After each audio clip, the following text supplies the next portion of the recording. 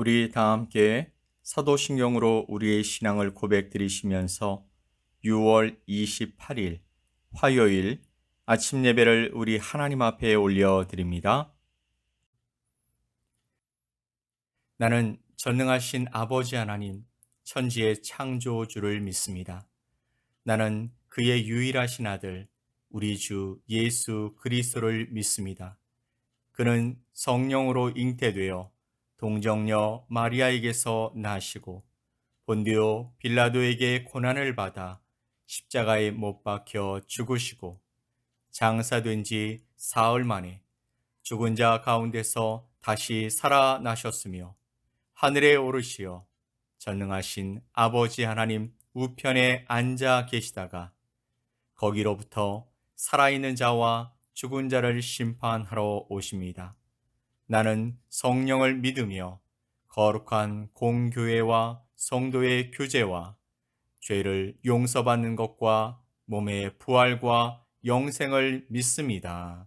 아멘.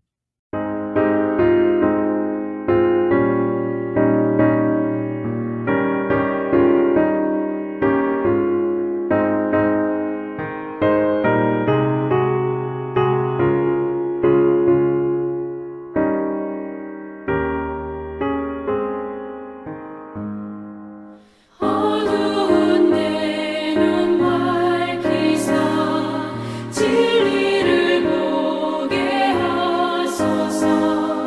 진리의 열쇠 내게 주사 장빛을 잡게 하소서. 기쁘신 뜻을 알고자 엎드려 기다리오니 내 눈을 뜨게 하소서. 성령이여 막혀진 내 귀 여시사 주님의 귀한 음성을 이 귀로 밝히 들을 때에 내 기쁨 한량없겠네. 기쁘신 뜻을 알고자 엎드려 기다리오니 내 귀를 열어주소서.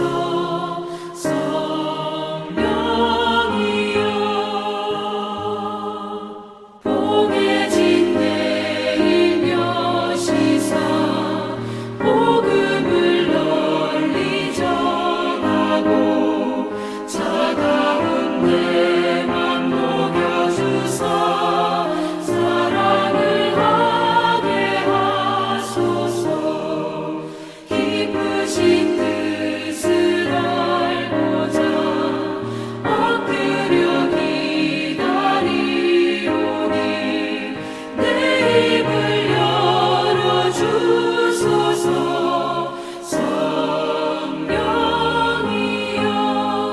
성령이여 오늘 함께 보실 하나님의 말씀은 사무엘상 12장 1절로 5절 말씀입니다. 사무엘상 12장 1절로 5절 말씀을 우리 함께 보겠습니다.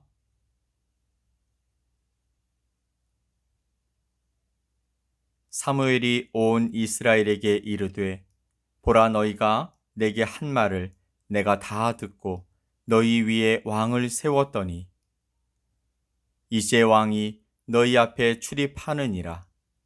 보라 나는 늙어 머리가 희어졌고 내 아들들도 너희와 함께 있느니라. 내가 어려서부터 오늘까지 너희 앞에 출입하였거니와 내가 여기 있나니 여호와 앞과 그의 기름 부음을 받은 자 앞에서 내게 대하여 증언하라. 내가 누구의 소를 빼앗았느냐? 누구의 나귀를 빼앗았느냐? 누구를 속였느냐? 누구를 압제하였느냐? 내 눈을 흐리게 하는 뇌물을 누구의 손에서 받았느냐? 그리하였으면 내가 그것을 너희에게 갚으리라 하니 그들이 이르되 당신이 우리를 속이지 아니하였고 압제하지 아니하였고 누구의 손에서든지 아무것도 빼앗은 것이 없나이다 하니라. 사무엘이 백성에게 이르되 너희가 내 손에서 아무것도 찾아낸 것이 없음을 여호와께서 너희에게 대하여 증언하시며 그의 기름 부음을 받은 자도 오늘 증언하느니라 하니 그들이 이르되 그가 증언하시나이다 하니라. 아멘. 강력하고 잔혹한 암몬 족속의 공격을 물리친 사울 왕은 진정한 왕으로 모두에게 인정을 받게 되었습니다. 그동안 사무엘 선지자는 사사요 제사장으로서 이스라엘을 이끌어왔지만 오늘 그 통치권을 사울에게 넘기려 하고 있습니다. 그 과정을 보면 사무엘은 하나님이 자신에게 주셨던 이스라엘에 대한 통치권을 실질적으로 내려놓으면서 자신의 삶을 회상하게 됩니다. 여러분 보십시오. 여러분이 나의 말대로 사울을 왕으로 추대했습니다. 지금 왕이 여러분 앞에 그의 시대를 열고 있습니다. 나는 이제 늙었고 내 아들들도 여러분 앞에 있는 것입니다. 나는 어렸을 때부터 여러분 앞에서 지도자로서 살아왔습니다. 나는 이제 그 왕 앞에 서 있는 자가 됩니다. 그동안 내가 살아오면서 여러분의 소나 나귀를 뺏은 일이 있습니까? 여러분을 속이거나 못 살게 한 일이 있습니까? 뇌물을 받은 적이 있습니까? 내가 잘못한 일이 있으면 말해 보십시오. 만약 그런 것이 있다면 모두 다 갚아드리겠습니다. 길갈에 모여있던 백성들은 외쳤습니다. 그런 일이 없습니다. 속이거나 못 살게 군 일도 없으며 단 한 번도 뇌물을 받은 적이 없습니다. 사무엘은 그들의 말을 받아 이렇게 대답합니다. 여러분은 나에게 죄가 없음을 증언했으며 이것은 하나님과 여기 선 왕도 증인입니다. 그렇습니다. 그들이 선지자님의 증인이 되셨습니다. 라고 외쳤습니다. 왜 사무엘은 이스라엘의 초대왕인 사울에게 통치권을 이양하면서 이런 말을 하게 된 것일까요? 그 내용은요. 자기의 삶에 대한 회상이라고도 할 수 있지만 그의 이 말은 분명한 의도가 있어 보입니다. 즉, 가장 먼저는 자신에 대한 반성 부분이 있었을 것입니다. 혹시라도 자신이 백성들을 섬기면서 잘못한 일이 있는지 확인하는 것이었고, 그 다음 두 가지는 사울 왕과 자기 아들들, 즉 요엘과 아비야에게 들으라고 하는 말이기도 했으며 백성에게 이렇게 살아가야 한다는 것을 가르치려는 목적이 있었던 것입니다. 늘 그렇지만 지도자가 잘못하게 되는 이유의 첫 번째는 그 자신의 문제에서 출발합니다. 지도자란 반드시 지도자다워야 합니다. 즉, 지도자는 청렴 그 자체로 다스리는 것이 아닙니다. 그러나 사사로운 욕심이 앞선다면 그는 자신이 섬기는 백성을 진심으로 다스릴 수 없습니다. 즉, 사사로운 욕심을 부리기 시작하면 끝이 없어지고 자신의 문제를 가리기 위해서 주변 사람들의 잘못된 행위를 눈감아 줄 수밖에 없는 것이 인간의 본능이기 때문입니다. 그렇게 된다면 공동체 전체가 부패하게 될 것입니다. 이스라엘은 여호수아의 지도하에 가나안 땅을 정복하고 나서는 12지파에게 각각의 땅을 분배해주고 그들로 그 땅을 다스리게 했습니다. 각 지파의 족장이 그들을 다스렸고 그 아래에는 장로들이 있었습니다. 즉, 인간 왕이 없었으므로 그들에겐 인간적인 구심점은 없었다고 볼 수 있다는 것이죠. 하나님이 그들의 왕이시고 그들이 지키고 따라야 하는 지침인 성경이 있으며 그것을 중심으로 어려운 문제가 생겼을 때 함께 모여 의논하고 뭉쳐서 적을 물리치게 됩니다. 그런데 백성들이 하나님을 향한 신앙이 떨어지고 하나님의 말씀을 외면하고 따르지 않아서 무기력한 상태가 되어버린 것입니다. 그래서 수없이 주변 나라들에 의해서 괴롭힘을 당합니다. 그러면 다시 그들은 하나님 앞에 부르짖었고 하나님은 사사를 세워주셔서 그 사람을 중심으로 다시 하나님 앞으로 나와 회복의 은혜를 입고 살아가게 된 것입니다.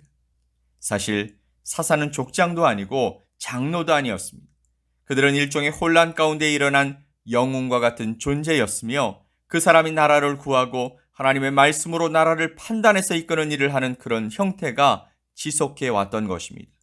이제 드디어 마지막 사사인 사무엘이 초대 왕인 사울에게 그 권한을 넘겨주는 시간이 왔습니다.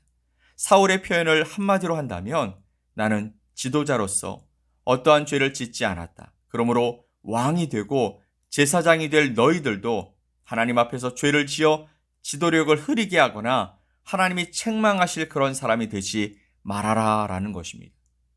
어떤 면으로는 이것은 권면의 말이기도 했지만 그대로 살지 못하면 참으로 무서운 말이 되는 것이죠. 나중에 보면 알지만 이 말을 들은 사람들이 사무엘이 강조한 말을 무시하고 잘 따르지 않음으로 말미암아 하나님의 책망과 징계를 받게 되는 것을 보게 됩니다.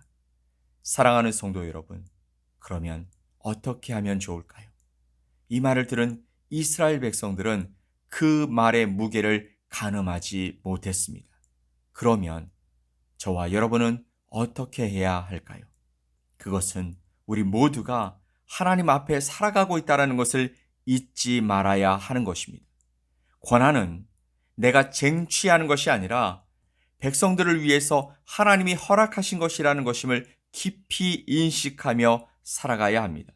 이것은 가정도, 교회도, 사회도, 국가도 다 마찬가지인 것입니다.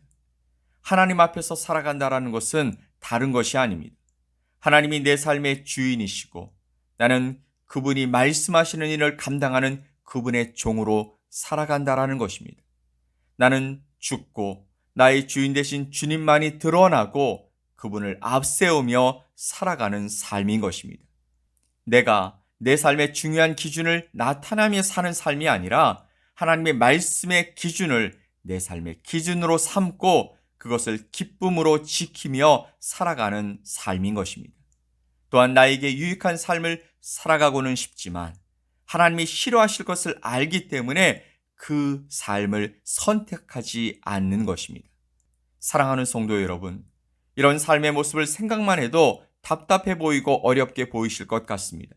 하지만 하나님 앞으로 나아가면 그리고 그 하나님을 바라보면 이런 삶은 자연스럽게 나올 수밖에 없는 줄 믿습니다. 그렇게 될 때 그것은 어려운 일이 아니라 일상적인 것이 되며 일부러 해야만 하는 일이 아니라 당연하게 하는 일, 기쁨으로 감당하는 일이 될 줄 믿습니다.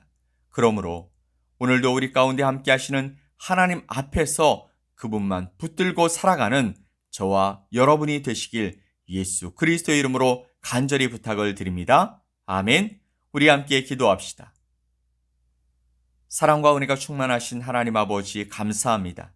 우리를 부르시되 하나님 앞에서 하나님의 말씀을 따르도록 초대해 주셔서 감사합니다. 비록 그 길이 지금 내가 생각하고 추구하는 방향과 달라서 어려워 보일지라도 온전히 하나님만 바라보고 하나님만 붙들면 행복한 길이 될 줄 믿습니다. 오늘 이 말씀을 듣는 하나님의 자녀들 위해 이 놀랍고 행복한 길을 기쁨으로 걸어갈 수 있게 도와 주시옵소서. 감사드리며 예수 그리스도의 이름으로 기도 올리옵나이다. 아멘. 하늘에 계신 우리 아버지여, 이름이 거룩히 여김을 받으시오며 나라가 임하시오며 뜻이 하늘에서 이루어진 것 같이 땅에서도 이루어지이다. 오늘 우리에게 일용할 양식을 주시옵고 우리가 우리에게 죄 지은 자를 사하여 준 것 같이 우리 죄를 사하여 주시옵고 우리를 시험에 들게 하지 마시옵고 다만 악에서 구하시옵소서. 나라와 권세와 영광이 아버지께 영원히 싸움나이다. 아멘.